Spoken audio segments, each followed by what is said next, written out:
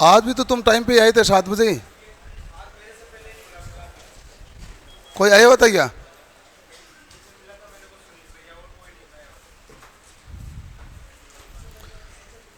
तेरा तो मैं हॉल ही चेंज करूंगा रे। तुझे भेजूंगा 4 नंबर हॉल में, जहाँ लगती है गर्मी। तूने ठंडी हवा बहुत खाली है। 5 में तो कहाँ होती है। चलो 5 वालों की स्पेशल डिमांड पर 5 और 4 को इंटरचेंज करते हैं, आपको गर्मी दिखाई जाए। फिर ठीक है ना? हाँ तो ऐसे बेटर। ना ना ना, 6 सबसे ठंडा है।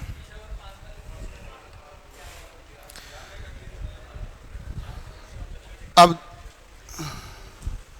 अब देखो, हमने मोटरें वोटरें पढ़ ली है कि पढ़नी है? क्या पढ़ना आज? Synchronous motor. चलो ठीक है।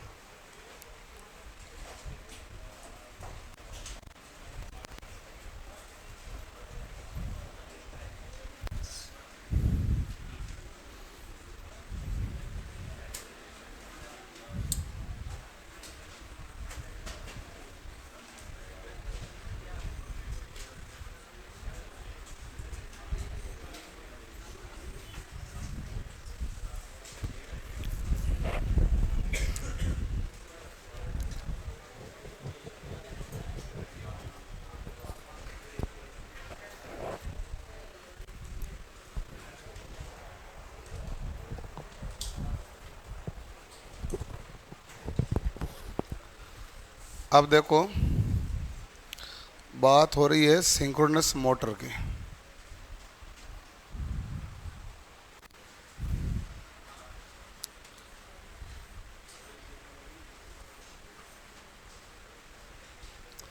सिंक्रोनस मोटर को हम कहते हैं तुल्यकालिक मोटर।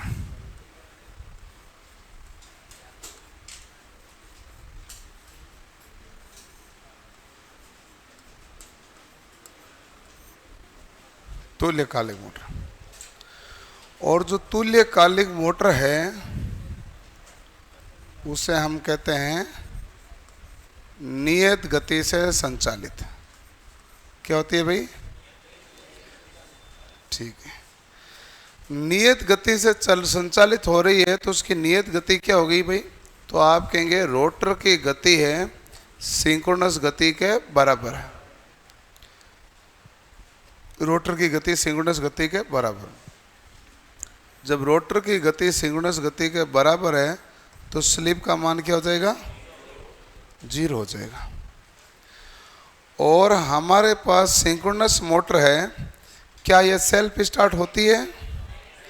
तो आप कहेंगे ये मोटर सेल्फ स्टार्ट नहीं होती। ठीक है। तो ये मोटर सेल्फ स्टार्ट नहीं होती तो प्रारंभिक टॉर्क क्या होता है इसका? 0।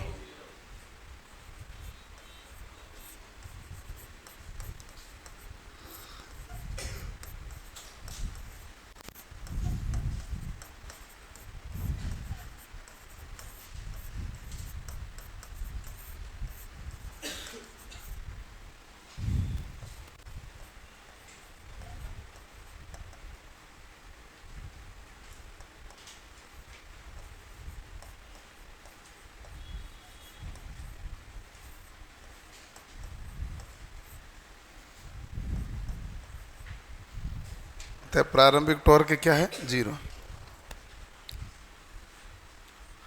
ये तुल्यकालिक मोटर है जो नियत गति से संचालित होती है। इसमें एनआर का मान एनएस के बराबर है। ये मोटर सेल्फ स्टार्ट नहीं होती, अतः इसका प्रारंभिक टॉर्क क्या है भाई हमारे पास? 0। ये जो मोटर है ये हमारे पास एक अलग से उत्तेजना इसको प्रदान करनी पड़ती है। एक अलग से उत्तेजना प्रदान करनी पड़ती है, इसलिए इसे कहते हैं डबल एक्साइटेशन। एक तो आप स्टेटर को सप्लाई देते ही देते हो, एक आप रोटर को अलग से डीसी सप्लाई प्रदान करनी पड़ेगी। इसलिए इसे हम क्या कहते हैं भाई? द्वि उत्तेजित मोटर।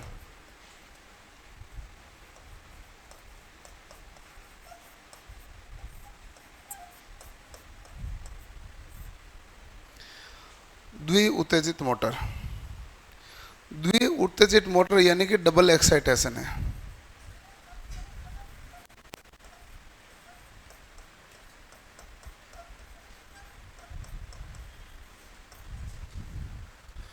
द्वि उत्तेजित यानी कि डबल एक्साइटेशन मोटर है। डबल एक्साइटेशन क्या कहलाती है भाई? तो आप कहते हैं डबल एक्साइटेशन कहलाती है द्वि उत्तेजित। करो भाई, लिखो।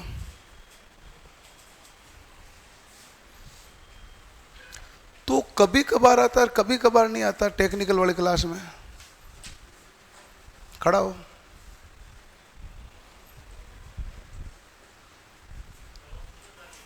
है कितने दिन? 3-4 दिन। लेकिन 3 दिन पहले तो तुम था यहाँ पीछे की तरफ बैठा। उससे पहले भी नहीं आया था, तब कहाँ गया था? हाँ, उससे पहले कहाँ था? वो तो 1 दिन पीछे आके बैठा, उसके पहले कहाँ था? तो आज तेरी ये टेक्निकल की क्लास कितने नंबर की है? 2 नंबर, 3 नंबर, चौथी कौन सी क्लास ले रहा है? कितनी क्लास है ये? दूसरी। मतलब मैं ये जो मशीन पढ़ाने लगा हूं उसके बाद तू कितनी क्लास में आया है? 4 में आया। कौन सी क्लास में? किस किस दिन कौन सा टॉपिक चला था? नाम बता। Single phase, transformer. तो हेडिंग पढ़ने आता है क्या? मैं समझ गया, वो हेडिंग ही बताएगा सारी, हेडिंग ही चली थी।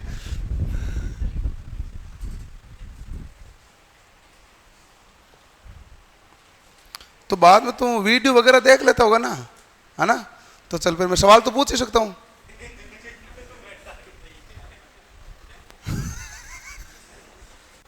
नहीं, इसमें क्या, मैं सवाल पूछना कौन सा गलत है? सवाल तो पूछना होता है। जैसे मेरा सवाल है कि आप जनरेटिंग मोड के लिए रोटर की गति क्या होनी चाहिए?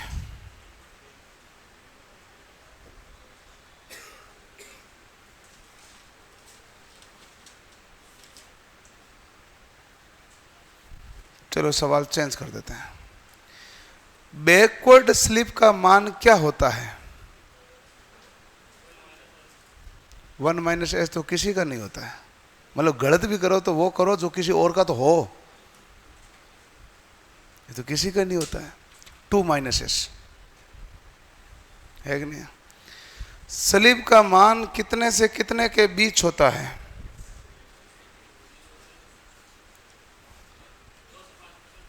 2 से 5% होता है स्लिप का मान सामान्यतः। हमने लिखा ना भाई, स्लिप का मान सामान्यतः कितना होता है? 2 से 5%। स्टैंडर्ड जितनी भी किताबें हैं उसमें तो 1 से 4 है, निमी में 2 से 5 है। दिल्ली मेट्रो में सवाल आया था तो ऑप्शन भी 1 से 4 था, 2 से 5 था नहीं, बट निमी में 2 से 5 ही लिखा हुआ होता है। अगला होता है हमारे पास कि जो ऑटो ट्रांसफॉर्मर स्टार्टर है ये हमारे पास वोल्टेज कितना परिवर्तन करता है?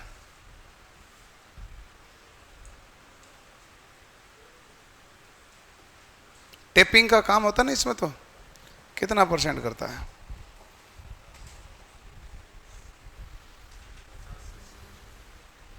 50 से 80। थोड़ा पढ़ो ध्यान से, मैं सवाल कभी भी पूछ सकता हूं। लिख लिया भाई? आज वाला हमारा टॉपिक छोटा, ये पूरा हो जाएगा जल्दी, तो सवाल ही पूछना है, सबका नंबर आएगा। क्यों भाई?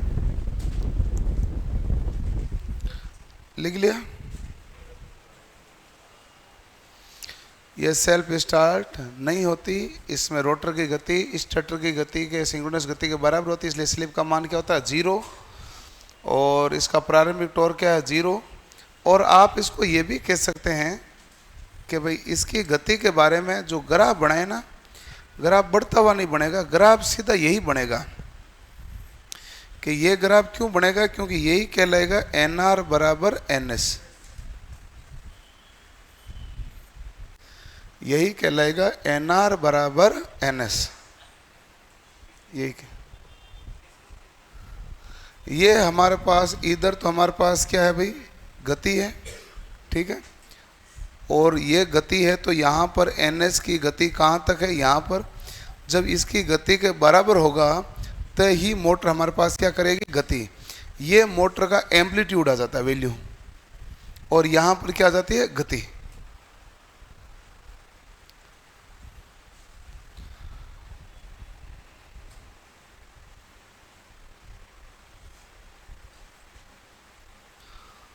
सर हमारे यहाँ चक्की पे जो मोटर लगी है वो कौन सी, मुझे क्या पता तुम्हारे यहाँ कौन सी मोटर लगी हुई है, मुझे कैसे पता चलेगा। डेल्टा स्टार से जुड़ा हुआ है, डेल्टा स्टार से जुड़ा हुआ तो 3 फेज लगी होगी, तभी डेल्टा और स्टार बना है। और 3 फेज चक्की लगी होगी जिसकी क्षमता होगी 5 HP से 10 HP से कम की होगी, कायदे से 7, 8, 10 HP तक की। तो डेल्टा पहले तो क्या बनाना पड़ता है भाई हमको, स्टार, फिर क्या बनाना पड़ता है, डेल्टा। स्टार्ट करने के लिए यही काम में लेना पड़ता है। तो 3 phase squirrel cage induction motor है। 3 फेज कौन सी है, स्क्विरल केज इंडक्शन मोटर।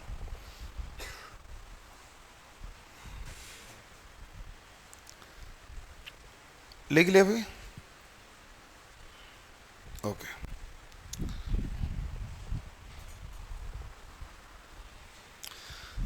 इसमें हमारे पास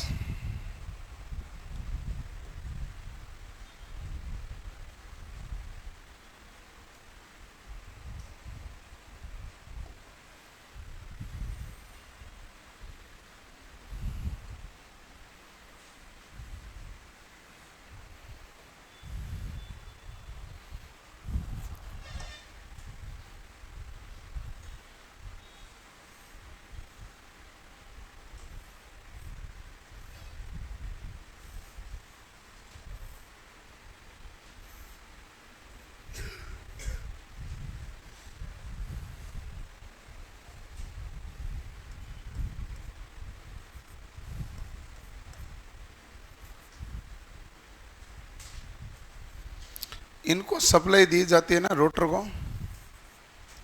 ये हमारे पास रोटर है और रोटर को सप्लाई दी जाती है डीसी सप्लाई। डीसी सप्लाई तो हम उत्तेजना के लिए देते हैं। तो कितना देते हैं भाई, 110 वोल्ट से 250 वोल्ट। और किसके द्वारा दी जाती है भाई, तो आप कहेंगे बैटरी या डीसी शंट जनरेटर है। शंट कह दो, कंपाउंड ले लो, कंपाउंड जनरेटर। और इस उत्तेजक को कहाँ स्थापित करते हैं भाई, तो शाफ्ट पर स्थापित किया जाता है।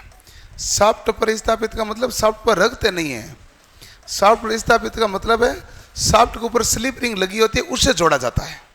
शाफ्ट पर स्थापित का मतलब शाफ्ट पर स्लिप रिंग लगी होती है, उस स्लिप रिंग से जोड़ा जाता है। ऐसा नहीं शाफ्ट के ऊपर रख देंगे, शाफ्ट घूमेगी तो ये भी घूमेगा, ऐसा नहीं है। शाफ्ट के ऊपर स्लिप रिंग होती है, उससे जोड़ा जाता है, ये अर्थ होता है। तो यहां हमने क्या दी, डीसी। और यहां हमारे पास सप्लाई क्या है, ये स्टेटर है ना भाई। स्टेटर में सप्लाई क्या आएगी भाई, एसी। यहां सप्लाई आई एसी, ठीक है। 3 फेज क्या हुआ, अच्छा यूं 3 फेज ऐसी। तो यहां पर हमारे पास देखो एक बना N, यहां मान लो है S, यहां है N, यहां है S। और आप देखते हो कि यदि मान लो शुरुआत में हमारे पास ये N है, ये N है और धारा यहां प्रवाहित हो रही है, तो N है जो आधे चक्र के बाद क्या बन जाएगा, S, क्योंकि दिशा क्या हो जाएगी, चेंज। हर आधे चक्र में दिशा क्या होगी, चेंज। एसी में तो चेंज होगी और डीसी में चेंज नहीं होगी, ठीक है। तो अब इसको यहां पर इन दोनों के बीच में क्या होगा भाई, प्रतिकर्षण। प्रतिकर्षण के कारण ये इधर आगे गया और ये भी प्रतिकर्षण के कारण आगे गया, ये तो आगे गया। और एस है, इस एन को अपनी तरफ बुला रहा है कि तू आजा, क्योंकि ये तो क्या था भाई, ये एन है और ये क्या है, एस। तो इस एन को ये एस तो क्या करेगा, आकर्षण, और इसको बुलाएगा आजा, ठीक है। यदि ये यहां तक आ जाता है तब तो इसका आधा चक्र पूरा हो गया। अब यदि मान लो नहीं आ पाता है तो क्या होता है, फॉर एग्जाम्पल आ नहीं पाया, जब नहीं आ पाया तो आधे चक्कर के बाद ये एस क्या बन गया एन, और ये एन क्या बन गया एस, और ये जो भाग है ना घूम के कहाँ पहुंचा, मान लो यहाँ पहुंचा, यहाँ पर पहुंचा है ना, तो ये क्या बन गया था एन बन गया। ये कह रहा है एन और एन में क्या होगा प्रतिकर्षण, तो ये कहेगा इधर कहाँ आ रहा वापस जा, और एस इसको क्या करेगा अपनी तरफ आकर्षित करेगा, तो ये वापस उसी जगह पर आ गया कि नहीं आ गया। यदि ये आधे चक्कर में गति करके यहाँ पहुंच जाता तब तो गति कर सकता था, यदि आधे चक्कर में पूरा नहीं पहुंच पाया, थोड़ा सा ही बाकी रह गया, तो प्रतिकर्षण के कारण क्या धकेल देगा वापस। इसलिए इसकी गति न तो ज्यादा हो सकती है न ही गति कम हो सकती है। ज्यादा कैसे नहीं हो सकती, मान लो यहां आ जाता तो यहीं रहता, और आप कहते हैं आगे निकल जाता, आगे निकलने इसका पॉसिबल था नहीं, क्योंकि ये क्या होता है भाई, यहां आता तो एन होता, और ये क्या था एस, और एस और एन को धक्का तो देता नहीं, इसलिए इसको यहीं तक आना होता है।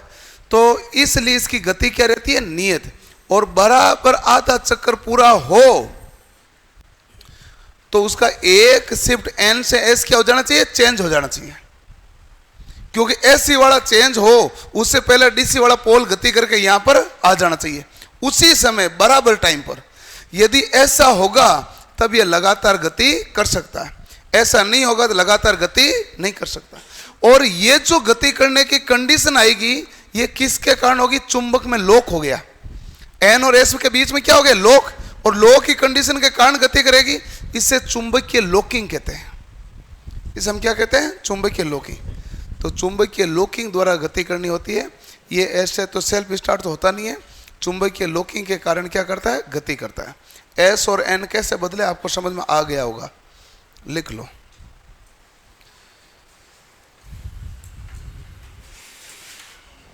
हाँ, एसी में मैग्नेटिक फील्ड चेंज होता है, बिल्कुल सही बात है, डीसी में चेंज होता नहीं है। तो एसी में मैग्नेटिक फील्ड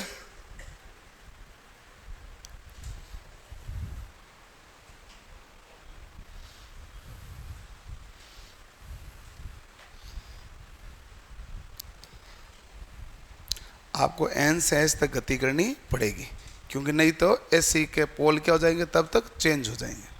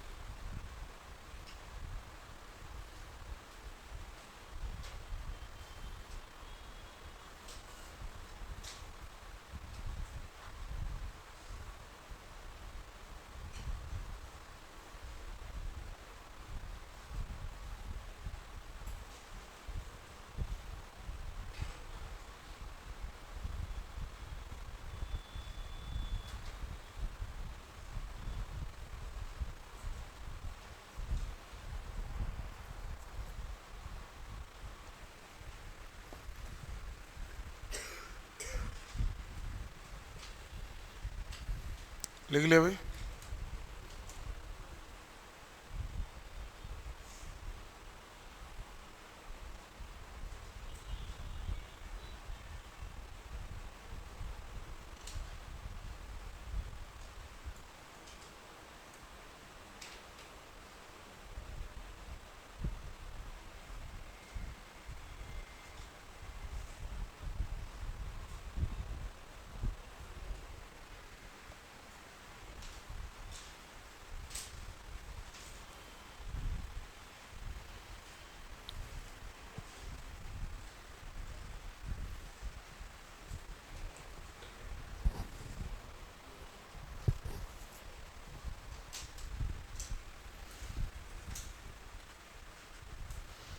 शंकर की सेवा बहुत करनी पड़ती है। हैं?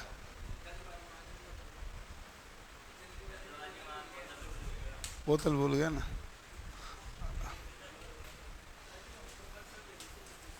है?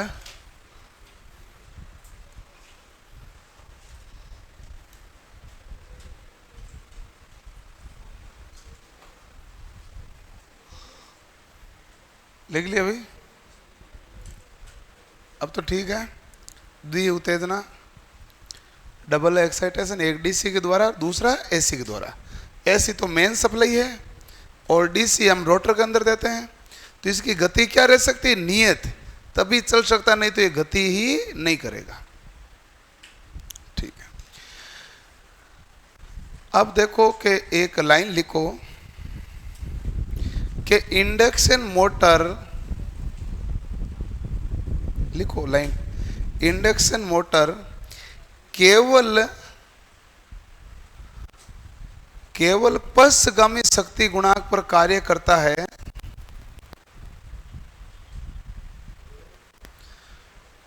इंडक्शन मोटर केवल पश्चगामी शक्ति गुणांक पर कार्य करता है, जबकि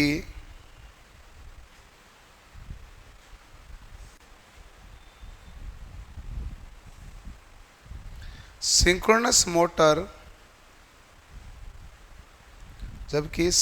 मोटर पश्चगामी, अग्रगामी व इकाई शक्ति गुणांक पर कार्य करता है। पश्चगामी, अग्रगामी व इकाई शक्ति गुणांक पर कार्य करता है।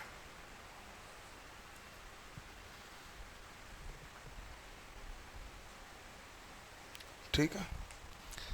अब हमारे पास एक मेन कंडीशन देखो, इसके लिए इंपॉर्टेंट कंडीशन है।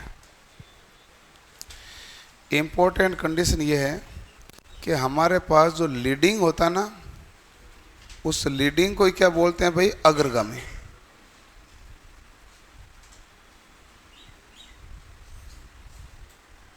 ठीक है। और इस समय हमारे पास अति उत्तेजना यानी ओवर एक्साइटेशन की कंडीशन होती है।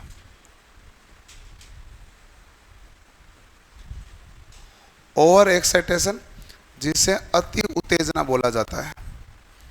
अति उत्तेजना के समय पावर फैक्टर क्या होगा? तो आप क्या बताएंगे? लीडिंग। और यहां पर जो चुंबकीय क्षेत्र है वो हमारे पास क्या होगा? है मैग्नेटाइजिंग, यानी मुख्य चुंबकीय क्षेत्र कार्य करेगा। यहाँ चुंबकीय क्षेत्र कैसा काम करेगा? मैग्नेटाइजिंग।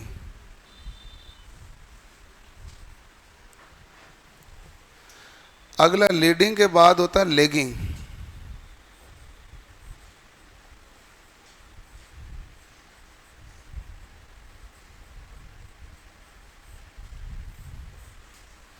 लेगिंग होती है पश्चगामी, और इसे हम कहते हैं अंडर एक्साइटेशन।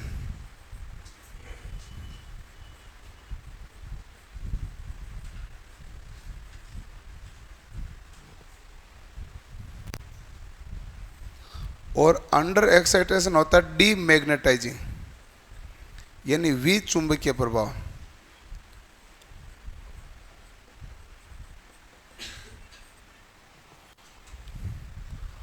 और तीसरा कौन सा था भाई? इकाई, यूनिटी पावर फैक्टर। ठीक है शंकर? इकाई यानी यूनिटी, ये हमारे पास क्या हो गया भाई? यूनिटी पावर फैक्टर यानी इकाई पावर फैक्टर में कौन सी कंडीशन आएगी? क्रिटिकल। क्रिटिकल एक्साइटेशन होता है। इसको कहते हैं कम उत्तेजना,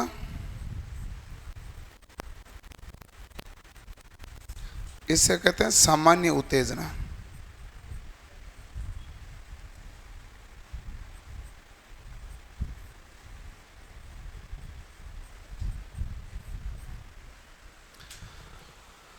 तो हमारे पास यूनिटी यानी कि क्रिटिकल एक्साइटेशन, और क्रिटिकल एक्साइटेशन होती है हमारे पास सामान्य उत्तेजना।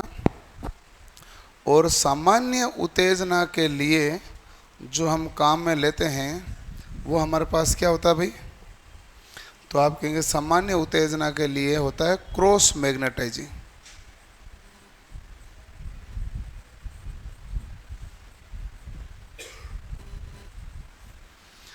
ये तो है चुंबकीय गुण।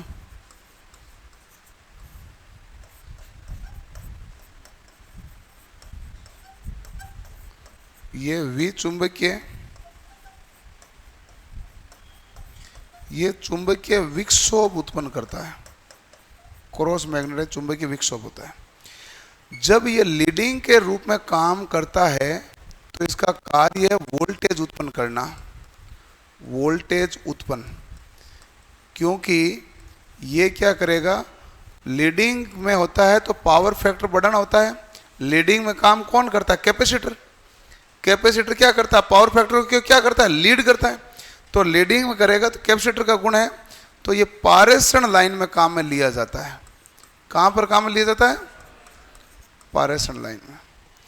और लेगिंग में काम करता है तो हमारे पास क्या होगा भाई? ये वोल्टेज उत्पन्न नहीं करेगा, यांत्रिक कार्य करेगा।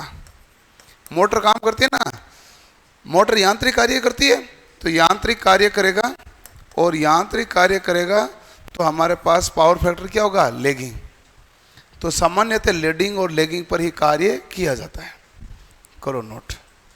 और ये बहुत इंपॉर्टेंट है, सवाल ढंग का है, इसमें कंफ्यूजन ज़्यादा होते हैं।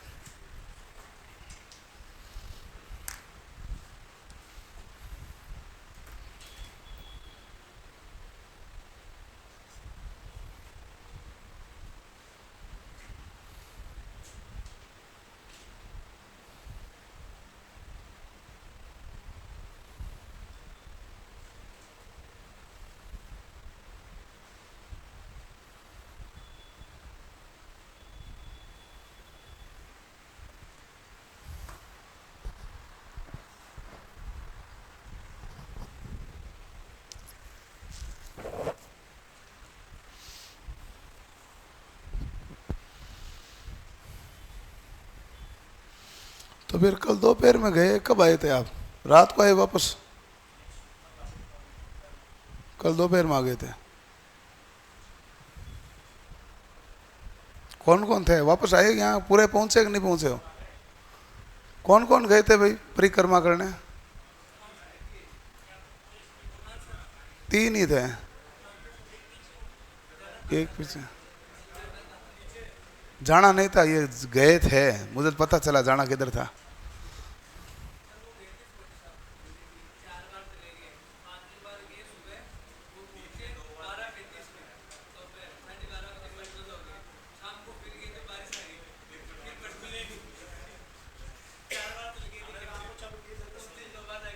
कहाँ पर?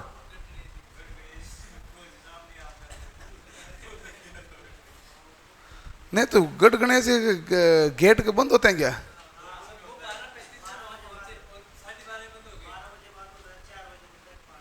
शाम को? नहीं, बहुत सारे लोग 7-7 बार तो चले गए, क्या हुआ? कुछ हुआ ही नहीं, वो तो रील देख के गए हैं सब।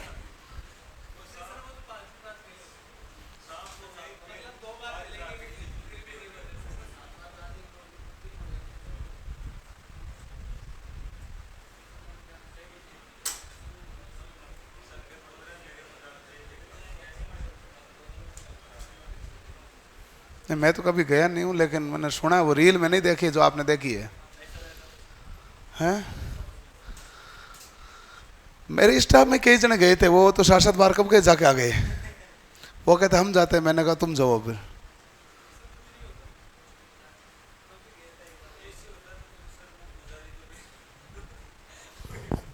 हाँ, होता तो यही कि आप मेहनत करोगे तो मामला पार पड़ेगा।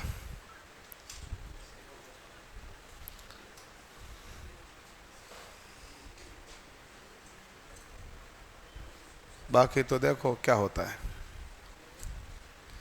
यूपी में सीएम बदलने की चर्चा चल रही है। बहुत ज़्यादा हाई अलर्ट पर चल रही है।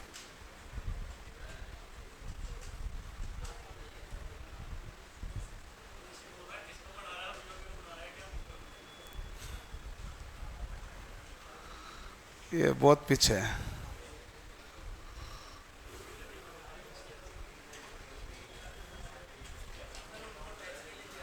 हैं?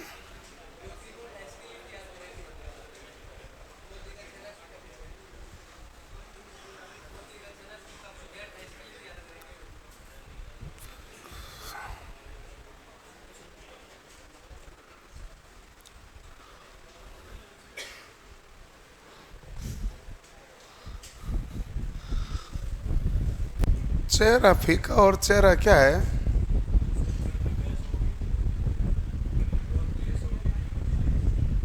किसकी?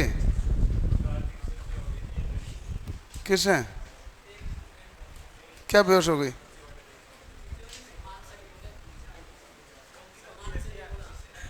क्या सामान से नहीं बोला? तो जी नहीं लगा, नहीं लगा, मैंने लगाता, मोदी बोलता हूँ। अब ये कोई मतलब हुआ क्या? क्या देश का प्रधानमंत्री क्या है तो आप क्या लिखेंगे? नरेंद्र मोदी। नरेंद्र मोदी जी कहाँ लिखाता है?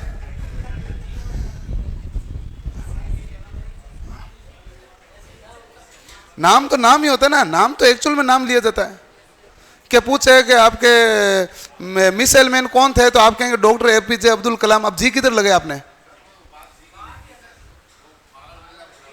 हैं?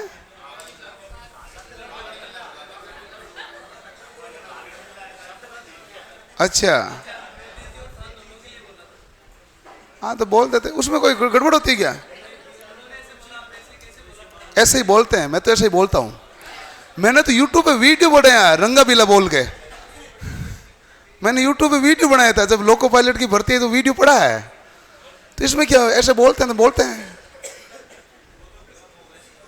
ऐसे कैसे हो गया?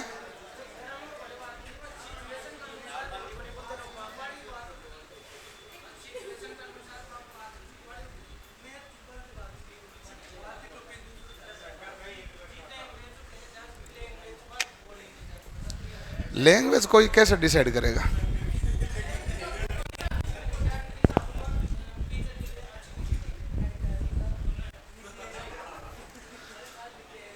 मुझे इतना तो पता चलता नहीं है, मैं तो खुद गलत होता तो कह देता हूँ।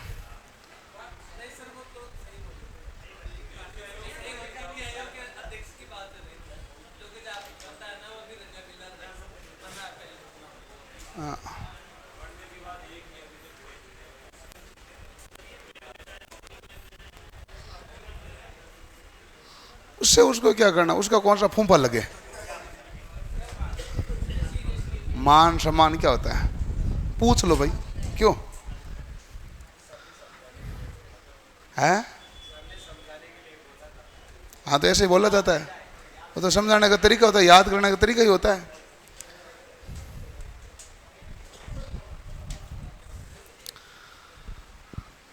उसमें ऐसे कोई होने का कोई मतलब नहीं है। क्या हुआ? क्या हुआ? इसका पेट दर्द कर रहा है और मरोड़े तेरे आ रहे हैं। गजब है तू।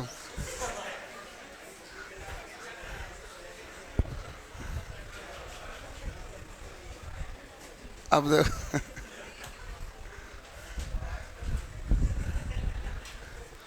मैं यही तो कहा, मैंने कहा मैं तो कह देता हूँ, मेरे साथ निकल जाता है। हाँ, चुंबकीय विक्षोभ ये होता है कि हमारे पास कुल चुंबक का मान घटा नहीं है, इधर उधर हो गया। एक पोल की तरफ तो चुंबक के घनत्व ज्यादा हो गया, दूसरी तरफ कम हो गया। इसने कभी मैंने चुंबकीय फ्लक्स कम तो किया नहीं, केवल इधर उधर हुआ ना। जैसे मान लो एक क्लास के अंदर बैठे हो तुम 100 जने, तो 100 बैठे हो, अब 100 में से 80 हो गए, तब तो घट गए। घट गए तो हमारे पास क्या हो गया? विचुंबकीय। पूरे 100 हो तो क्या है? चुंबकीय। अब 100 में से हो तो 100 ही, एक तरफ बैठ गए आप 80, एक तरफ बैठ गए 20, तो हो कितने? 100। लेकिन एक तरफ घनत्व क्या हो गया? ज्यादा, दूसरी तरफ घनत्व क्या हो गया? कम। तो चुंबकीय गुण तो बराबर है, लेकिन एक तरफ घनत्व ज्यादा हो गया, दूसरी तरफ घनत्व क्या हो गया? कम। पोल के एक सिरे पर घनत्व ज्यादा, दूसरी तरफ क्या हो गया? कम। इसे कहते हैं चुंबकीय विक्षोभ। क्लियर?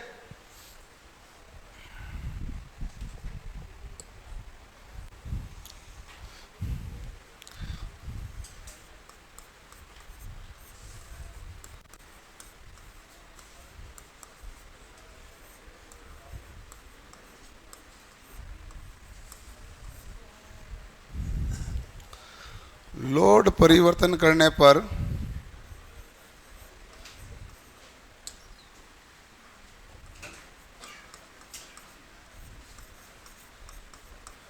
मोटर की गति क्या होनी चाहिए भाई? परिवर्तन या नहीं होनी चाहिए? नहीं होनी चाहिए, क्योंकि नियत गति से चलने वाली तो मोटर है। लोड परिवर्तन करने पर मोटर की गति परिवर्तन नहीं होनी चाहिए।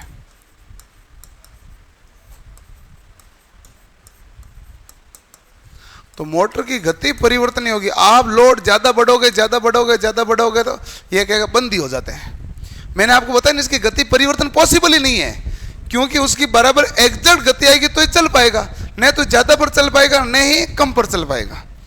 तो इसलिए नियत गति पर ही चल पाएगा। तो लोड परिवर्तन पर इस मोटर की गति परिवर्तन नहीं होती, नहीं होती है। होनी चाहिए, क्या होती है? नहीं होती है। एक मामला ठीक है, अपने टॉपिक में ना किसी की भावनाएं आहत नहीं होती है। मोटर में किसी की भावना क्या आहत होगी? मोटर को ऐसा क्यों बोल दिया, वैसा क्यों बोल दिया?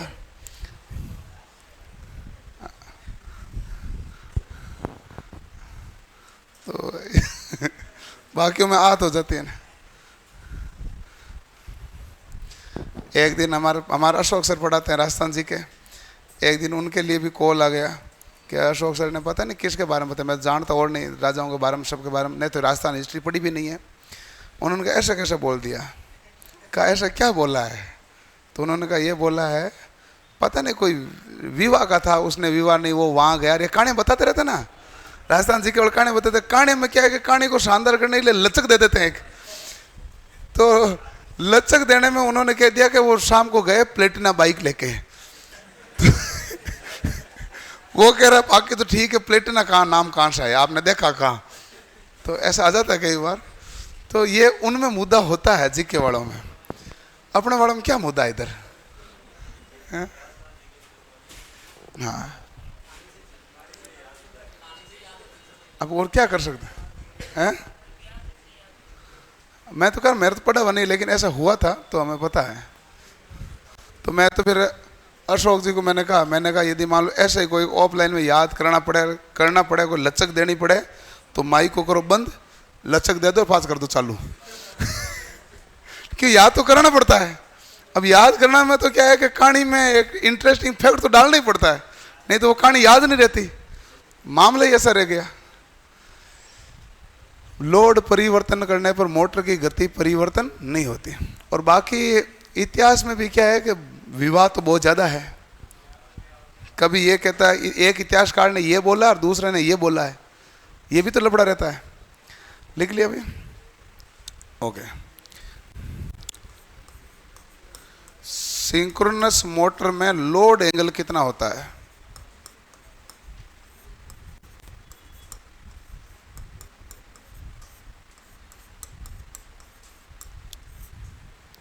सिंक्रोनस मोटर में लोड एंगल होता है 0 डिग्री,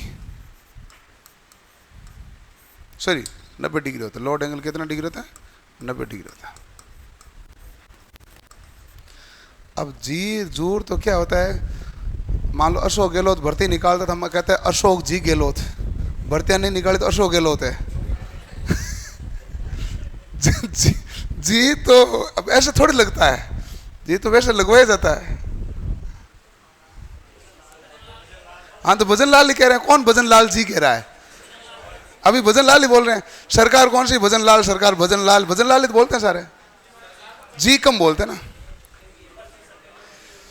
हैं? तो फिर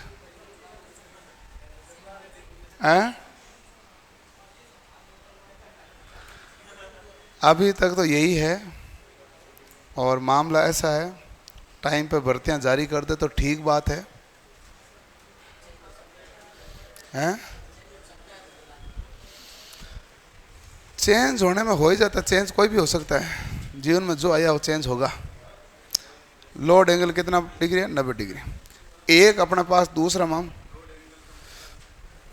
लोड एंगल का मतलब होता है हमारे पास लोड और चुंबकीय क्षेत्र के बीच में जो एंगल बनेगा वो कितना डिग्री का बनेगा? 90 डिग्री का। ये लोड है, लोड फील्ड, जिससे आप कह दो फाई, और ये है हमारे पास मुख्य चुंबकीय। इनके बीच में लोड के फ्लक्स और मुख्य चुंबकीय फ्लक्स के बीच में एंगल कितना डिग्री का होता है? 90 डिग्री का। इसी को क्या बोला जाता है? Load angle. लोड का फ्लक्स लोड की धारा पर डिपेंड करता है। किस पर डिपेंड करेगा? I L. और ये हमारे पास कौन सा भाई? मुख्य चुंबकीय फ्लक्स। अब देखो कि इस मोटर में वाइब्रेशन हो, कंपन होता है, तो उस दोष को हम कहते हैं हंटिंग दोष। यांत्रिक असंतुलन के कारण होने वाला दोष क्या है भाई?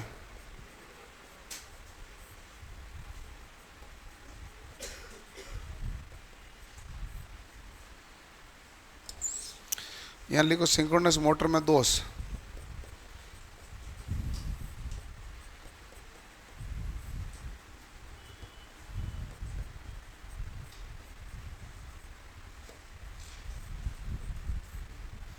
आप कहेंगे हंटिंग दोष, ठीक है। हंटिंग दोष का निवारण करने के लिए क्या काम में लिया जाता है? Damper winding. डैम्पर वाइंडिंग काम में ली जाती है। डैम्पर वाइंडिंग का कार्य क्या होता है? यांत्रिक संतुलन। यांत्रिक संतुलन के लिए, यानी कंपन को मेटना है।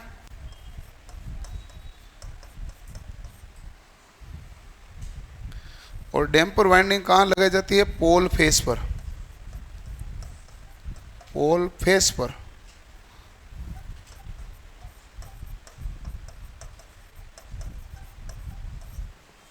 ये वाइंडिंग होती है डैम्पर वाइंडिंग, जो अपने यहाँ पर काम में ली जाती है।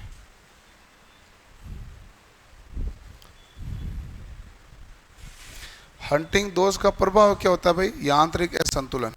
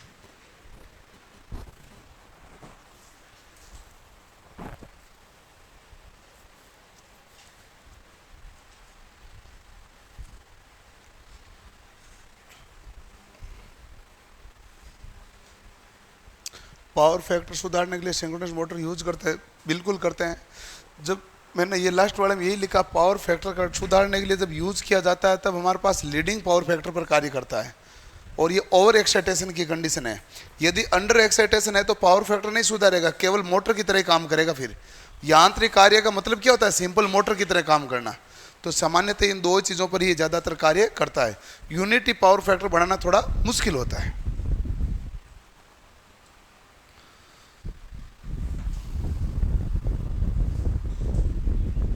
लिख ले, क्या सवाल है क्या? हैं? फिजिक्स का छोड़ो, फिर फिजिक्स नहीं पढ़े।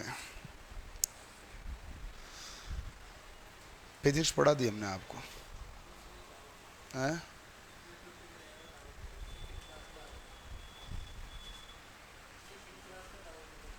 क्लास का डाउट है? क्या डाउट है? हाँ, 2 गणित से। गणित है,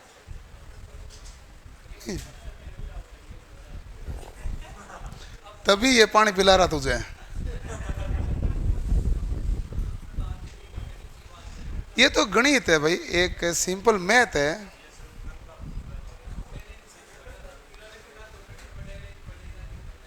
जी बराबर GM/R²। मान लो एक चीज है, हमें इसे इतना ज्यादा लेना देना है ही नहीं। अब आपका सवाल क्या है कि त्रिज्या को 1% बढ़ाऊं। 1% हाँ तो घटा लो। 1% घटाओगे तो जी का मान क्या होगा? तो जी का मान तो बढ़ेगा भाई। आर का मान यदि घटेगा तो जी का मान क्या होगा? कंफर्म है। आर कितनी बार आया? 2 बार। तो कितना परसेंट बढ़, ये 1% 2 बार घटा तो कितना परसेंट बढ़ गया? 2%। गणित से करके दूं?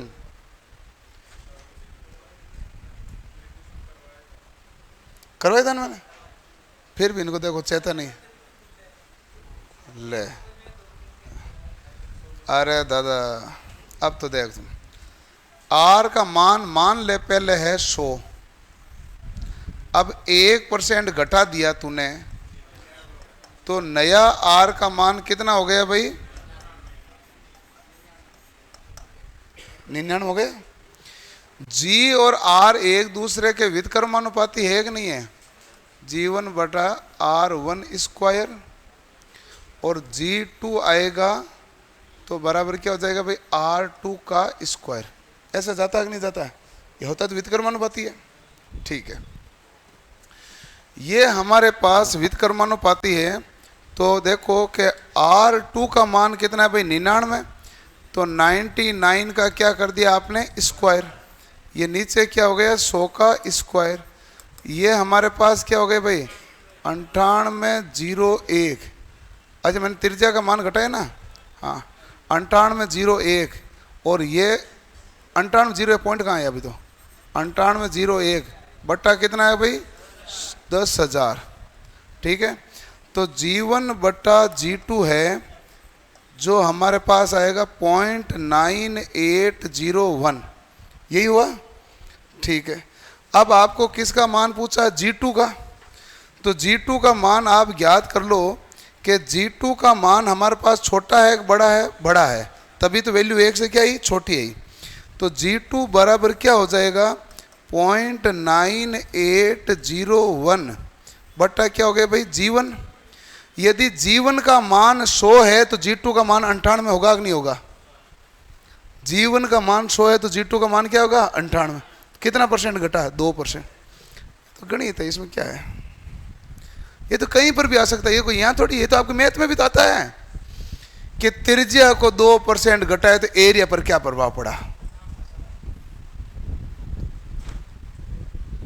वही है ये। तू मुझे एक सवाल सिंपल बता, त्रिज्या 10% बढ़े तो व्यास कितना परसेंट बढ़ेगा? कितना परसेंट? तो सीधा उत्तर बोले ना। त्रिज्या 10% बढ़ाई तो व्यास में कितने प्रतिशत वृद्धि हुई? 10 होगी? 20 होगी? 20 होगी ना? सब गलत हो, 10 सही है। 10 तो सही है ना? मैं तो को 20 है जो गलत है। परिधि में कितनी वृद्धि होगी? 10 ही। व्यास में, सॉरी, उसमें क्षेत्रफल में कितनी वृद्धि होगी? त्रिज्या 10% बढ़ाया तो क्षेत्रफल कितना बढ़ा? 21%। क्योंकि 110/100 गुणा 110/100, 11 × 11 121। वही केस यहाँ है, वही केस है, वैसे ही केस है। वो समानुपाती में, ये व्युत्क्रमानुपाती में। मामला केवल इतना ही है। तेरा डाउट क्लियर हुआ कि नहीं हुआ? हो गया?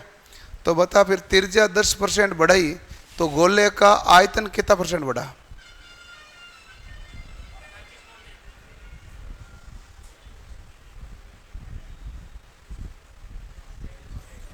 कैसे?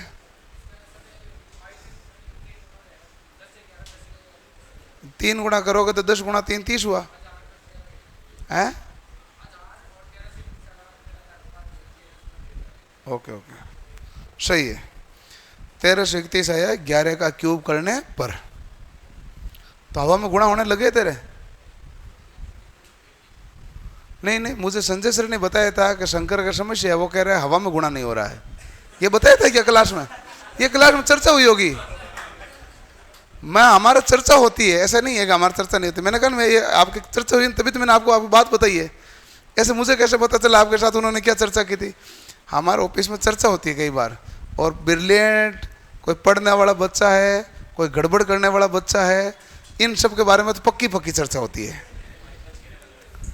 नहीं कोई भी हो, जो भी स्टूडेंट जो अच्छा पढ़ने वाला उसके बारे में होती है, जो ज़्यादा गड़बड़ है उसके बारे में भी चर्चा होती है, जो ज़्यादा ऐसे पढ़ाई में नंबर लाता है उसके बारे में भी चर्चा होती है, जो गड़बड़ करता है क्लास में अड़बादियाँ ज़्यादा करता है, नकटायाँ करता है, तो उसके बारे में तो पक्की पक्की होती है। तो ये चर्चा सारी होती है। और जो आते हैं सिंपल पढ़ते हैं चले जाते हैं, तो कई बार उनको हम भी नहीं जानते हैं, चर्चा उनकी होती नहीं है, बाकी सब चर्चा होती है। नहीं जानने से कोई नहीं।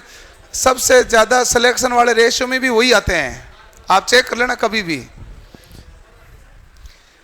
जिनको जनरली पूरा बैच हुआ ना, तब तक उनका कभी नाम ही नहीं पूछा, नहीं पता चले कौन है, सीधा सिलेक्शन के टाइम ही मिलते हैं। ऐसे बहुत सारे बच्चे होते हैं। ऐसे तो एक क्लास में मान लो 300 बच्चे बैठे हैं, बोलने वाले तो 8-10 ही तो होते हैं। जैसे इनके ऊपर तो चर्चा रहती है ये है कौन, कि एक तो खंबा के पास बैठे वो बहुत परेशान कर रहे हैं। फिर मैंने कहा कि इनका तो जिम्मा मेरे पास है फिर तुम्हारा ठेका मैंने ही लिया था। तो ऐसे चर्चा होती है। अब इनका नाम नहीं जानते थे तो इनकी लोकेशन फिक्स थी शुरू से यही तो ऐसे हैं। हाँ, कैसे न कैसे करके पहचान होती है ना भाई।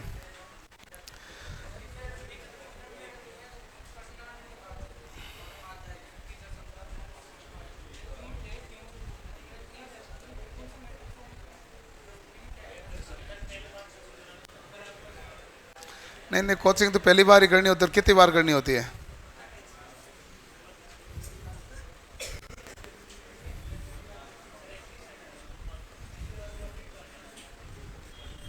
आवाज नहीं भाई।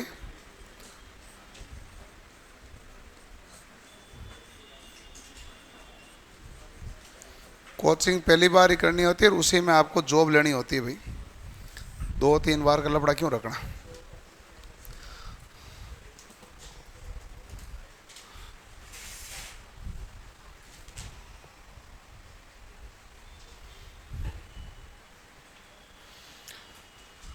स्टार्ट करने की विधि आपने एक नाम सुना होगा, पोनी मोटर।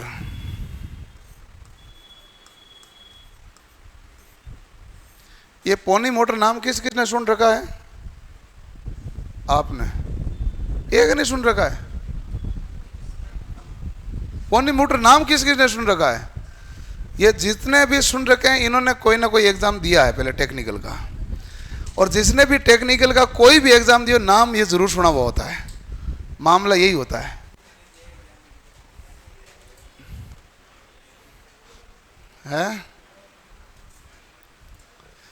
पोनी मोटर होती है तो बताओ भाई ये क्या होती है?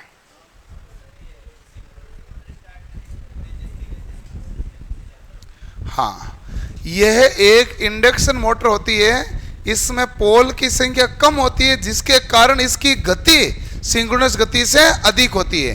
जब यह मोटर को शाफ्ट के साथ जोड़ के चालू करता है, जब सिंक्रोनस मोटर की गति सिंक्रोनस गति के बराबर हो जाती है तो ये इसको क्या कर दिया जाता है? डिस्कनेक्ट कर दिया जाता है। फिर मोटर को कहता है तो चलता रहे, अब तुझे बराबर स्पीड तो दे दी, स्टार्ट तो हो गया, अब चलता रहो। ये कार्य किसका है? Pony motor.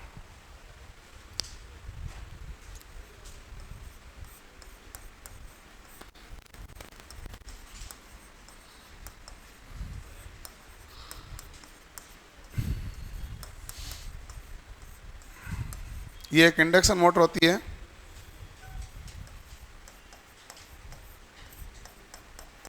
इसकी गति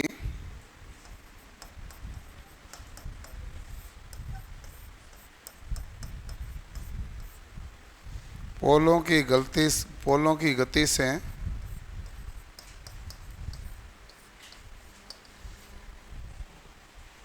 इसकी गति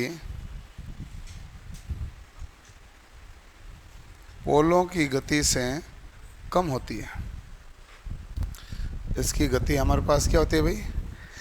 इसकी गति पोलों की गति से कम होती है। ठीक बात।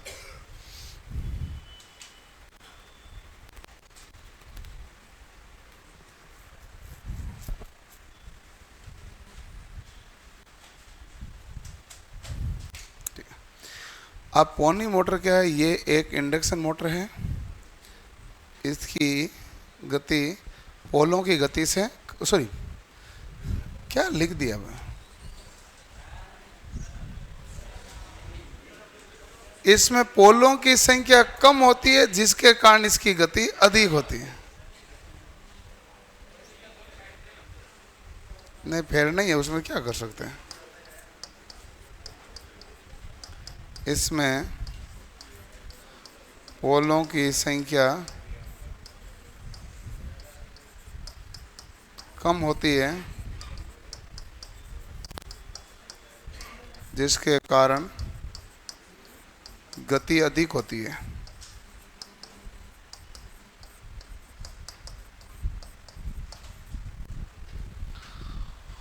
और सिंक्रोनस मोटर को सिंक्रोनस गति से चलाने के बाद में इसको डिस्कनेक्ट कर दिया जाता है।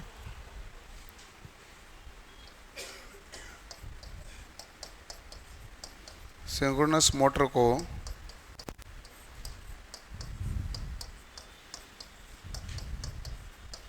सिंक्रोनस गति से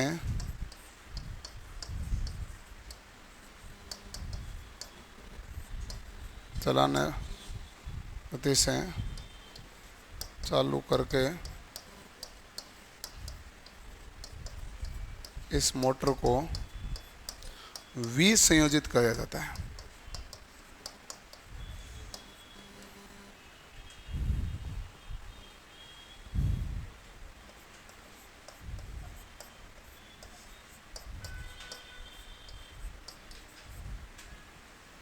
इस गति को क्या किया जाता है भाई? विसंयोजित किया जाता है।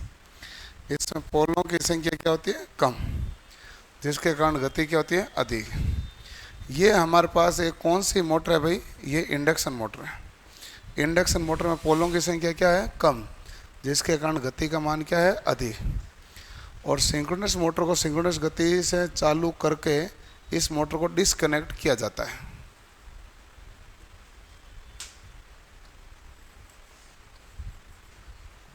ओके।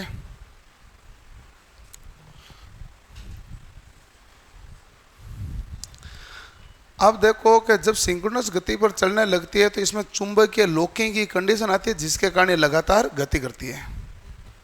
तो सिंक्रोनस गति पर क्या हो जाता है भाई?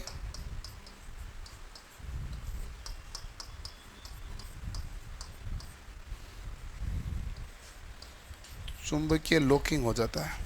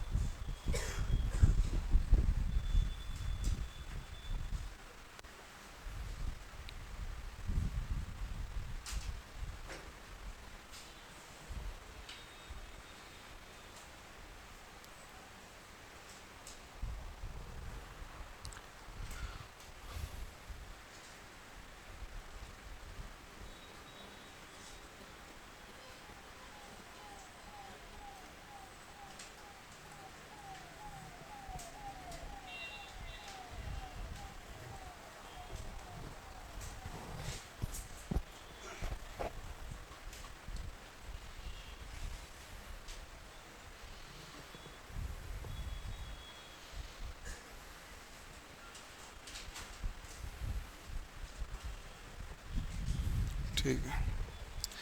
अच्छा, जो हंटिंग दोष है ना, उसका अन्य नाम फेज स्विंगिंग भी है। हंटिंग दोष का अन्य नाम क्या है? फेज स्विंगिंग दोष अन्य नाम है। मुख्यतः तो हंटिंग नाम है, लेकिन उसका अन्य नाम क्या है? फेज स्विंगिंग दोष।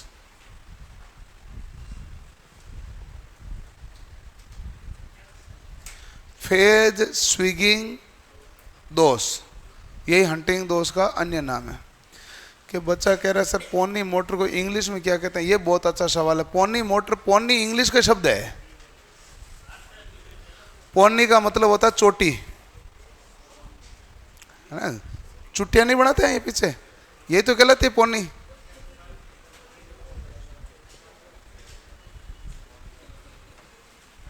यही होता है तो पोनी मोटर।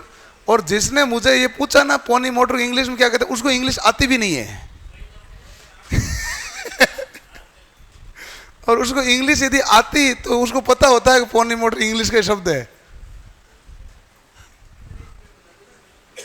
हिंदी में पता नहीं ना नाम।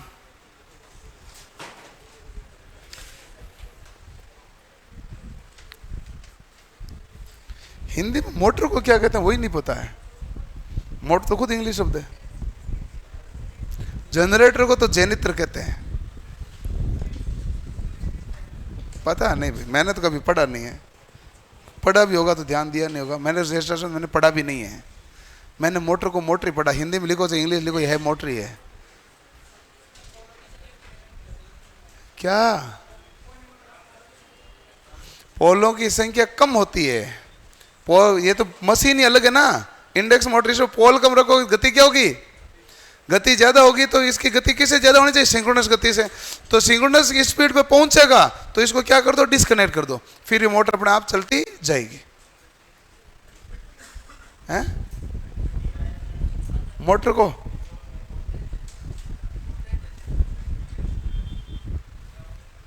हो सकता है भाई, क्या ही पता है।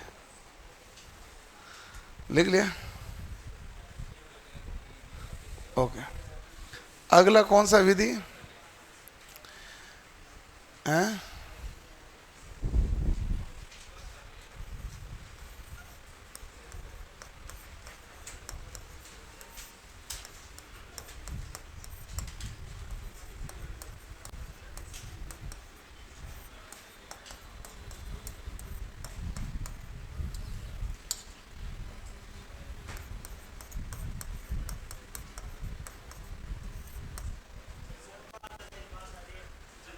बंद करना भाई,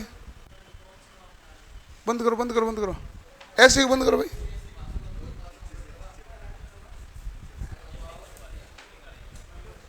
नीचे जाके भी चेक कर लेना भाई।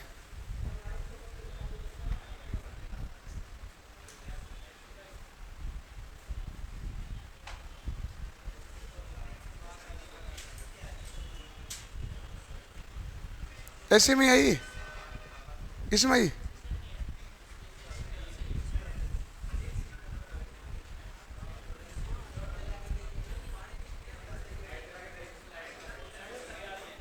कोई बात नहीं, कोई भी हो। बंद कर देना पूरा, स्विच बंद कर दो, रिमोट से बंद कर दो, पूरा बंद कर दो।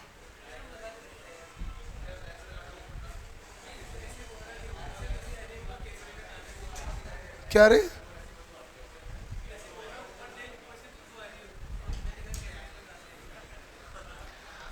बहुत सारे तार अड़ंगा आईसी वाईसी कई लगी होती है, पता नहीं किधर से क्या है मामला। आईसी जल जाती है तो भी आई जाती है, हैं?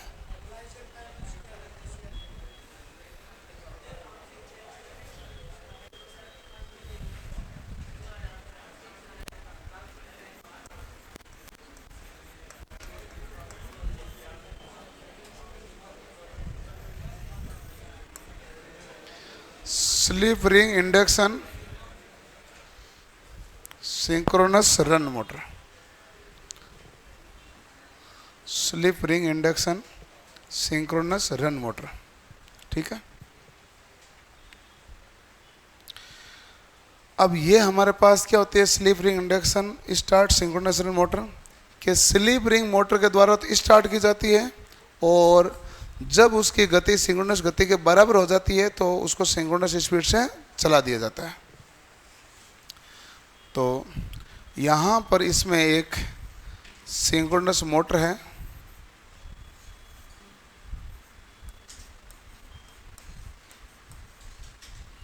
यहाँ स्लिप रिंग लगाई जाती है, और इसको स्टार्ट करने के लिए पहले हम क्या लेते हैं? 3 फेज रियोस्टेट का प्रयोग करते हैं। किसका करते हैं?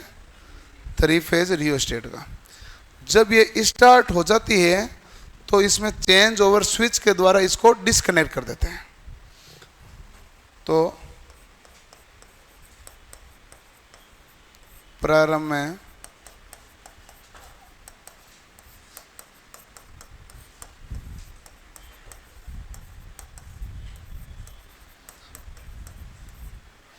स्लिप रिंग इंडक्शन मोटर द्वारा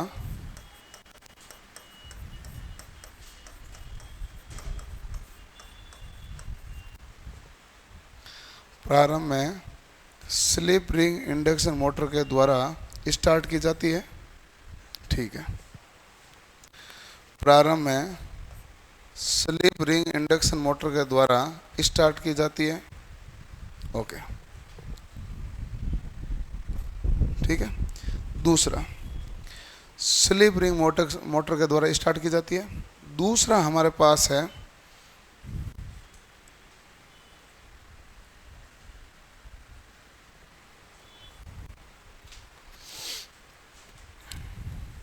जब मोटर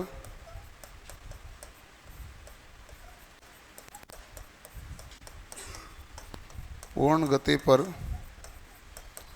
चलती है तो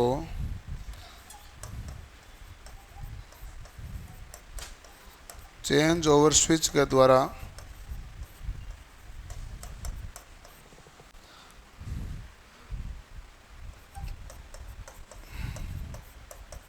परिवर्ती प्रतिरोध को डिस्कनेक्ट कर दिया जाता है।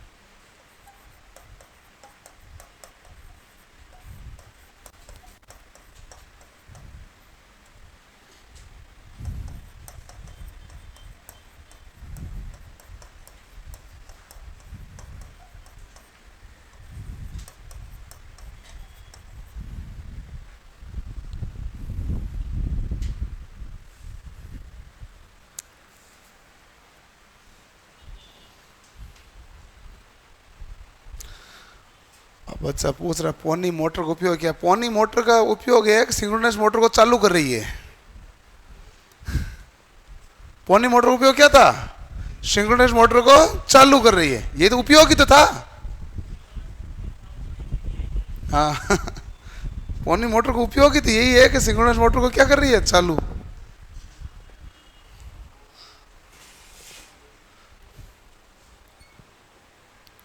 तो शंकर तेरे टेस्ट में कितने नंबर आते हैं?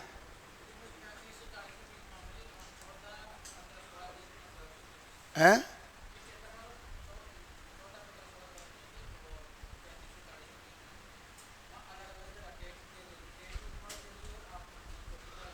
अरे भाई आपके कल नंबर कितना ऐसे दे, एक सादे शब्द में बताओ ना यार, क्या इतनी कहानी बताए, समझ में नहीं आई मेरे तो।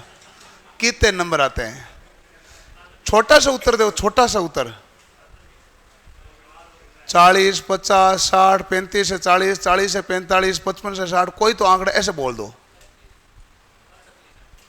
कल 36 है। ओके, तो कल 60 से ऊपर किस किस गए? एक आए आपके ना, क्योंकि हाईएस्ट आए थे 64-65 के आसपास। 64 आए थे हाईएस्ट। आपके कितने आए थे? ऑफलाइन नहीं दिया था? ऑनलाइन में आपने एंट्री की नहीं थी? तब एंट्री आई नहीं ना आपकी। तो फिर है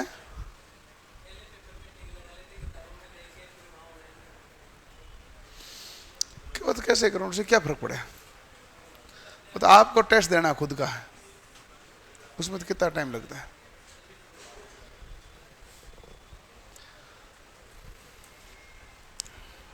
कल पेपर सही था, जैसा पेपर आता है वैसा पेपर था। लेवल तो ठीक ही होता है परीक्षा का। इजी लगा? फिर कितने नंबर आए? पेशेंट में से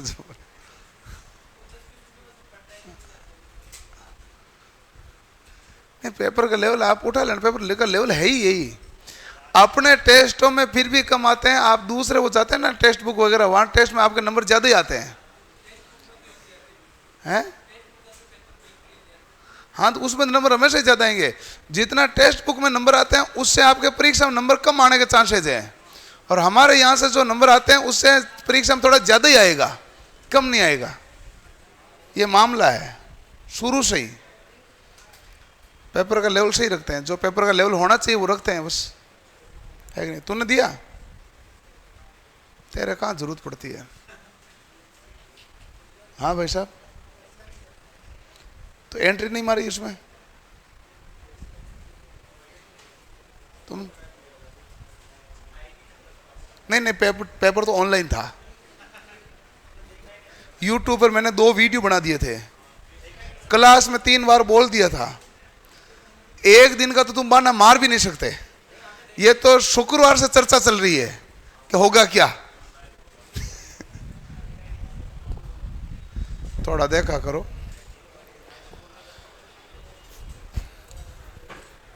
ऐसा है,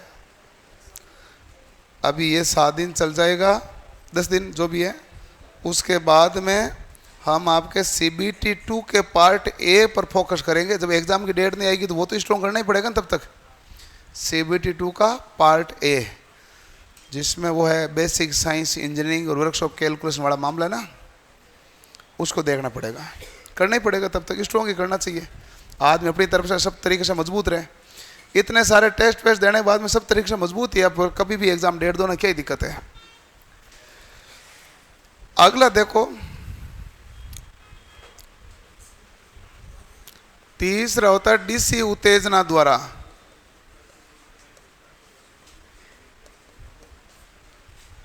और चौथा क्या होता है? चौथा एक नाम ध्यान रखना, लिखना, ये क्या नाम है? डैम्पर वाइंडिंग द्वारा। डैम्पर वाइंडिंग का भी यही काम है। और DC उत्तेजना और डैम्पिंग वाइंडिंग के बारे में, डैम्पर वाइंडिंग थोड़ी देर पहले पढ़ाई थी। DC उत्तेजना, स्टार्टिंग में मैंने कॉन्सेप्ट DC उत्तेजना का ही बताया था कि DC उत्तेजना में बताया था कैसे स्टार्ट होगी। आपने रोटर को क्या सप्लाई दी थी? DC दी नहीं दी? तो DC उत्तेजना में केवल एक लाइन लिख लो, 110 से 250 वोल्ट DC प्रदान की जाती है। 110 से 250 वोल्ट DC प्रदान की जाती है।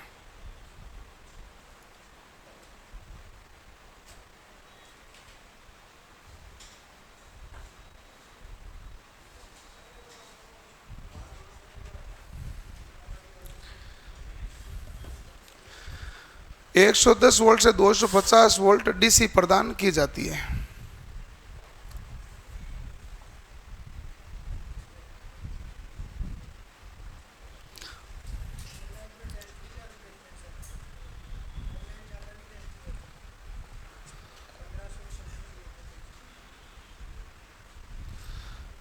ऑनलाइन तो देखो, टेस्ट तो कैसे दो ना, जिसको जितना अच्छे से देना है उतना बढ़िया मामला है। मैंने आपको पहले ही बताया था, उस समय एक वीडियो बनाया था। जिस बच्चे के ALP CBT 1 में 45+ आ रहे हैं, जुलाई में आने लग जाएं, वो सेफ है। बाकियों को सोचना है। और ये आंकड़ा एकदम सटीक है, इधर उधर है नहीं कहीं पर भी, ये एकदम सीधा सटीक आंकड़ा है। जिसके अच्छे टेस्ट दिए हुए हैं, अच्छे पढ़ के टेस्ट दिए हुए हैं, मेहनत करके टेस्ट दिए हुए हैं, उसको परीक्षा वाला टेस्ट देते समय बिल्कुल भी घबराहट नहीं होगी। और ये 5-4 सवाल, 5-4 नंबर का फर्क होता है घबराहट के कारण, ये फर्क पड़ता है। तो ये टेस्ट सीरियस देना। आपको ऐसा नहीं टेस्ट दिया वो नहीं है, टेस्ट आपने ढंग से देना है। जो गलत हुआ उसको एक एक सवाल को चेक करना है, जो नहीं हुआ उसमें एक एक सवाल को वापस पढ़ना है, कहाँ गड़बड़ हुई, कौन सा क्यों नहीं हुआ। ये करोगे ना तो लेवल बढ़ता है आदमी का, नहीं तो क्या लेवल बढ़ेगा, आपको पता चलना चाहिए ना। हो गया भाई। अब होता है कि इसका स्टेटर और एक होता है रोटर। डैम्पर वाइंडिंग में कुछ नहीं लिखना। डैम्पर वाइंडिंग होती है जो हमारे पास पोल के फेज पर की जाती है, और पोल के फेज पर जो वाइंडिंग की जाती है वो एक चुंबकीय क्षेत्र उत्पन्न करती है जो स्टार्ट करने के लिए काम में ली जाती है। डैम्पर वाइंडिंग कहाँ की जाती है? पोल के फेस पर। ये तो लिखा हुआ है, अरे लिखा हुआ है ये। पहले से लिखा हुआ है। डैम्पर वाइंडिंग कहाँ पर की जाती है? पोल के फेस पर। और ये इसलिए लिखाया मैंने, परीक्षा में सवाल आया था कि वो तो स्टार्ट करने की विधि क्या है, पोनी मोटर, डैम्पर वाइंडिंग, ए वे बी दोनों, इनमें से कोई नहीं। तो ज्यादातर ने आंसर पोनी मोटर कर दिया, दोनों हैं, इसलिए नाम लिखना जरूरी। एक बार ही सवाल आया ये।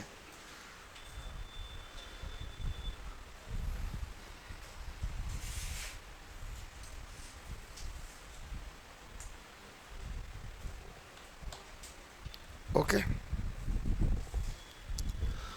अब देखो स्टेटर और रोटर के बारे में बात कर लेते हैं। इसके हमारे पास इसमें स्टेटर जो होता है वो कौन सा होता है भाई? स्थिर भाग है।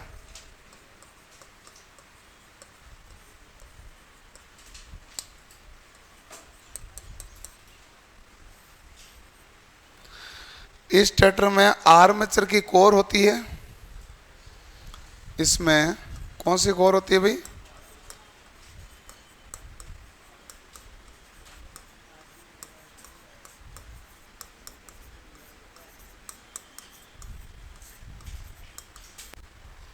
इसमें आर्मेचर की कोर होती है, जिस पर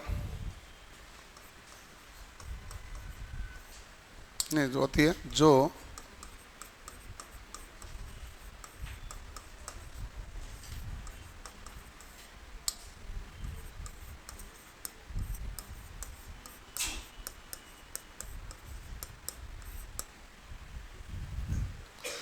जो सिलिकॉन स्टील की पत्तियों से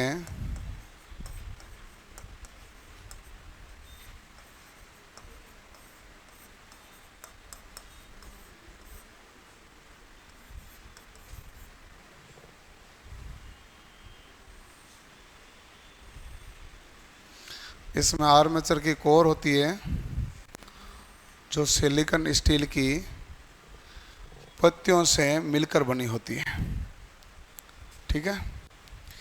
और इसमें रोटर होता है ना, वो दो प्रकार के होते हैं। जो दोनों ही रोटर है, डिटेल पढ़ते हम अल्टरनेटर के अंदर पढ़ते हैं। एक होता है सेलिएंट और दूसरा होता है सिलेंड्रिकल।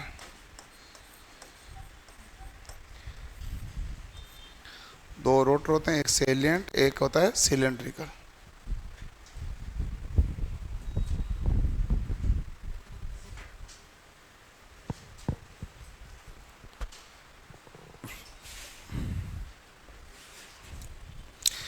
जिन्होंने पेपर नहीं दिया वो पेपर टाइम पे दे देना, और उसके बाद वो पेपर कैंसिल हो जाता है। फिर पेपर बाद में होता नहीं, वो उसी समय अटेंड करोगे तो ही होगा, उसके बाद कुछ नहीं उसमें। उसके बाद केवल जिसने टेस्ट दिया वो जाके रिजल्ट देख सकता है, जिसने नहीं दिया वो क्लिक ही नहीं कर सकता। 4 बजे हो जाता है लॉक, तो लॉक ही होगा।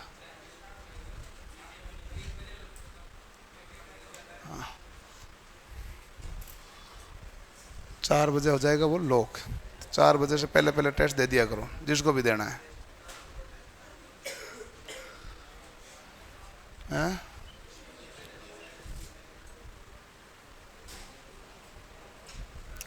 हाँ भाई, ये हमारे पास है सिंक्रोनस मोटर। अगला चैप्टर हम पढ़ेंगे वो नाम है वाइंडिंग। लिखो हेडिंग वाइंडिंग। वाइंडिंग के बारे में बेसिक भाग समझाना है आज थोड़ा सा। क्या उतारना है?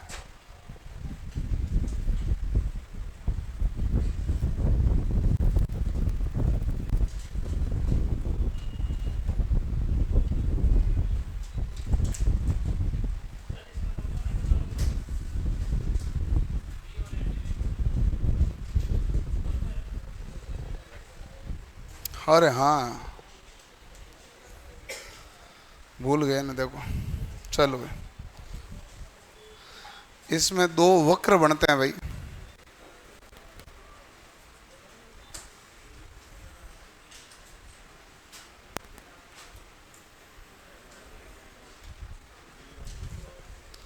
एक तो था वी वक्र,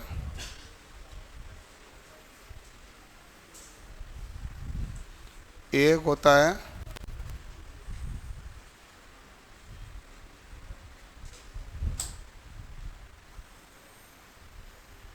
उल्टा वी वक्र। उल्टा वी वक्र किसके बीच बनेगा भाई?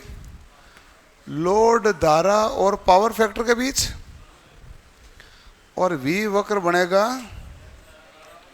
लोड, धारा और आर्मेचर धारा के बीच। ये होता है वी वक्र। इसी के अंदर होता है भाई एक होता है उल्टा वी वक्र।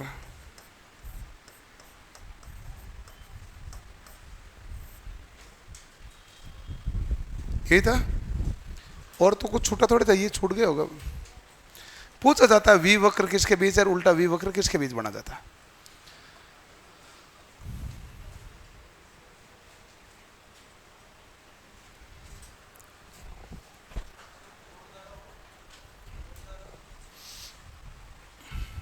ये लोड धारा, आर्मेचर धारा।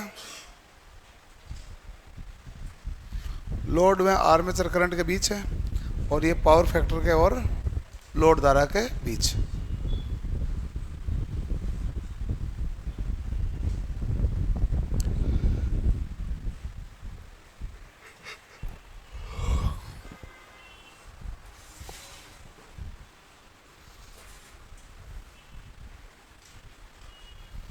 तुम बोलते आगे सुनाई देता चला जाता है?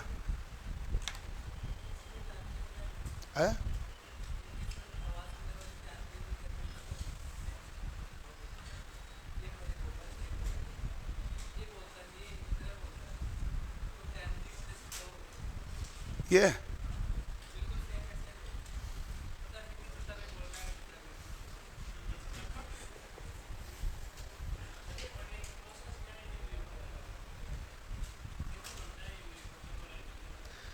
इसमें क्या होता है कि आपको ये पूरी इक्वेशन होती है। हम जैसे मान लो डिप्लोमा वगैरह में पढ़ते हैं तो पूरी इक्वेशन होती है। इसमें जैसे जैसे लोड धारा का मान बढ़ोगे तो पावर फैक्टर का मान शुरुआत में बढ़ता है और फिर हमारे पास एक वैल्यू आ जाती है। उसके बाद में पावर फैक्टर का मान घटने लग जाता है। मामला ये होता है।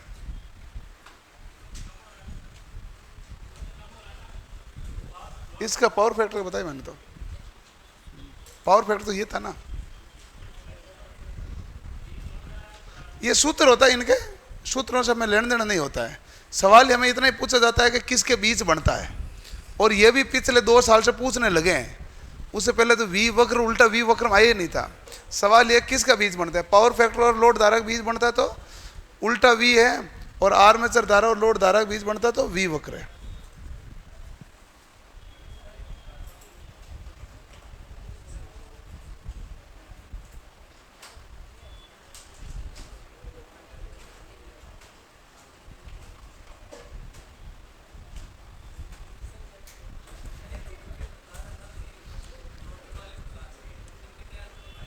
रोटर के प्रकार मैंने बताया था, अंतर हम बताएंगे अल्टरनेटर में। अल्टरनेटर कहलाता है सिंक्रोनस जनरेटर, उसमें ये दोनों ही रोटर आएंगे। तो इन रोटर की पूरी डिटेल पढ़नी है वहां पर। एक सेलिएंट होता है, एक सिलेंड्रिकल होता है। सेलिएंट की गति कम होती है, सिलेंड्रिकल की गति क्या होती है? ज़्यादा होती है। सिलेंड्रिकल को थर्मो टर्बाइन में काम लेते हैं, सेलिएंट को काम लेते हैं हाइड्रो में। अब हम कल पढ़ेंगे, चलो कल अल्टरनेटर पढ़ लेते हैं पहले, उसके बाद वाइंडिंग पढ़ लेंगे। कल पढ़ेंगे अल्टरनेटर के बारे में। अल्टरनेटर एक सिंक्रोनस जनरेटर होता है जिसका कार्य होता है एसी को उत्पन्न करना। आजकल गांवों में डीसी जनरेटर की जगह अल्टरनेटर ज़्यादा काम में लेने लगे, क्योंकि एसी मशीन है तो आकार क्या है? छोटा, और क्षमता क्या होती है? ज़्यादा। और इसका क्या होता है कि आकार छोटा है तो हमारे पास पावर लॉस भी क्या होगा? कम। मेंटेनेंस भी क्या होती है एसी में? कम। इसलिए अल्टरनेटर को ज़्यादा काम में लेने लगे। अल्टरनेटर उत्पन्न क्या करेगा? एसी, और प्रदान भी क्या करेगा? एसी। जबकि डीसी जनरेटर हमें डीसी प्रदान करता है? उत्पन्न तो सारे एसी करेंगे, प्रदान क्या करता है? डीसी जनरेटर डीसी, और ये प्रदान क्या करेगा? एसी।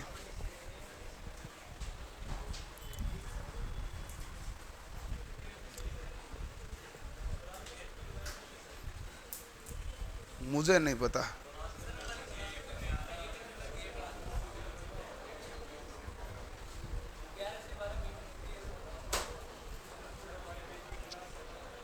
पेपर लेके पेपर दिया करो ना बेटा, बेटा फ्री रहो क्यों? पेपर तो होता ही है। हाँ तो उसी समय कर लिया करो, वो तो आपका है।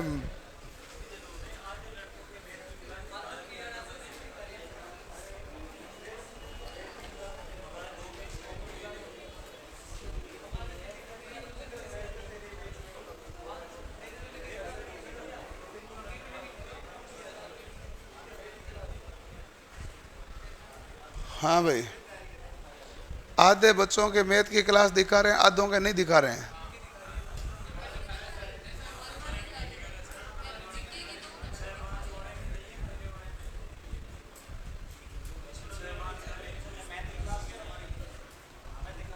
तेरे पार्टनर को बोल भाई। हैं? क्लास तो है, ग्रुप में तो है। हमारा एक कॉमन शेड्यूल बनता है, उसमें संजय सर का नाम है। मैं वो दिखा देंगे भाई।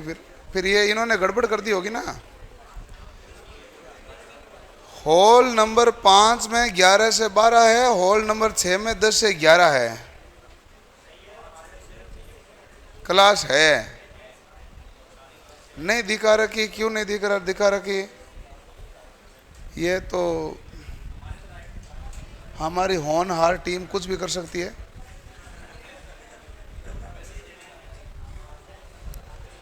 और बहुत बड़ी बात तो ये है, वो मानेगा नहीं, वो कहेगा नहीं नहीं मैंने तो डाली थी, जुड़ी नहीं होगी।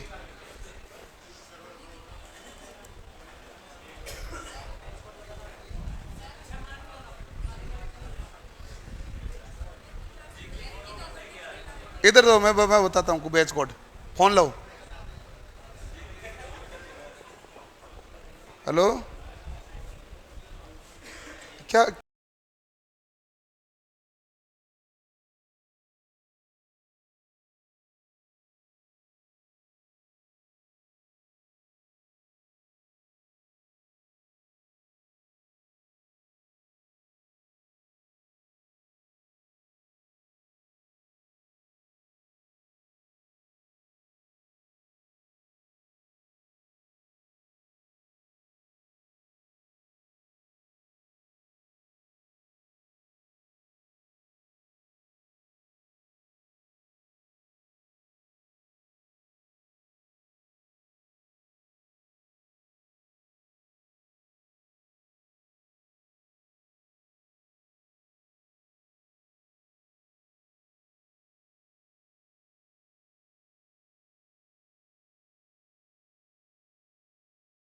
अब आगे ना, इतना बड़ा काम है ही नहीं हो। ये तो टीम ऐसे घूमती है, पता नहीं क्या करती है। इतना काम बड़ा थोड़ी ना है, दबाना तो 4 बटन होते हैं। एंड कर दो, एंड कर दो।